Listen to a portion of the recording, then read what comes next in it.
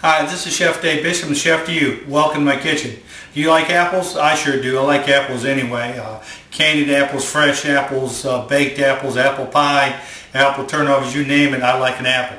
Well, I'm going to show you a different way of doing an apple you may have never done before. We're going to do a grilled apple. We're going to season it just like an apple pie, and then we're going to grill it. Start with our ingredients. We got 2 tablespoons of orange juice.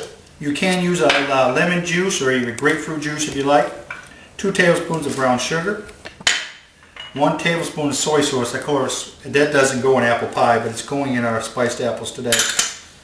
I got a half teaspoon of cinnamon, and this is optional. If you don't have it, that'd be fine. This is a 1/4 teaspoon of apple pie spice, and 1/4 teaspoon of salt. That's just going to enhance the flavor. All right, we're going to shake this up good and set this aside. Let's take a look at our apples. If you're privileged to have an apple core like I have, I already pushed it through there. Very nice. It just takes your apple and cores it for you. Then all we got to do is cut it.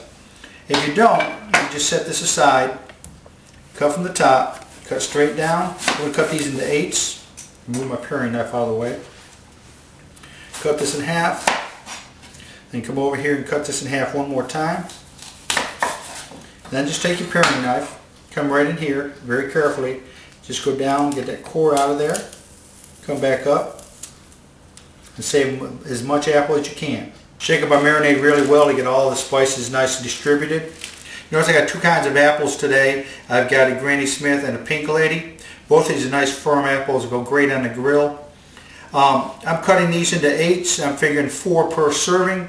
If you do yours, everybody enjoys it. You might want to double the amount of apples you do per person. Give them a whole apple. 4 slices look great on a plate. Let's just take them, place them in the bag, and shake them up. We're going to marinate these for 2 hours. I wouldn't go much more than 4 hours at the most. I would not do it overnight. Your apples are going to get kind of mushy because you want a nice firmness of these apples. We're going to cook them on a high heat on the grill. If you don't have a grill, you can also do it in a saute pan with a little bit of butter. It comes out real good too. So let's go ahead and shake these up real good, get them good and coated. Put them in the refrigerator, stay nice and cold and stay nice and crisp. And we'll head to the grill in a little bit. It's time to put our apples on. They've been marinating. What I like to do is line them up in rows so it's easy to turn when it's time to turn them. Now a lot of times I'm serving this with a meat of some kind, like today's pork chops. So I cook my pork chops here, and a lot of times I'll flip them over and move them to the other side, and where I've cooked my meat, I put them right on top so that a little bit of that flavor of the meat will get into these apples and just enhance them even more. Of course, if you're vegetarian, you definitely don't want to do that. Let's go ahead and close the lid. Let them cook about 3 to 4 minutes, about 350 to 400 degrees, and we'll go ahead and flip them. Let's go ahead and flip our apples. See that nice caramelization on that, nice grill marks. Let's go ahead and flip them all, give them about 2 more minutes. Go ahead and take our apples off. It's time to eat dinner. This is the last thing I do before the meal is ready. So tell the family when the apples come off, it's time to eat. So it's time to eat. Apples on a plate. I'm going to put 2 Granny Smiths and 2 Pink Ladies on here. Makes a beautiful plate. When do we serve these apples?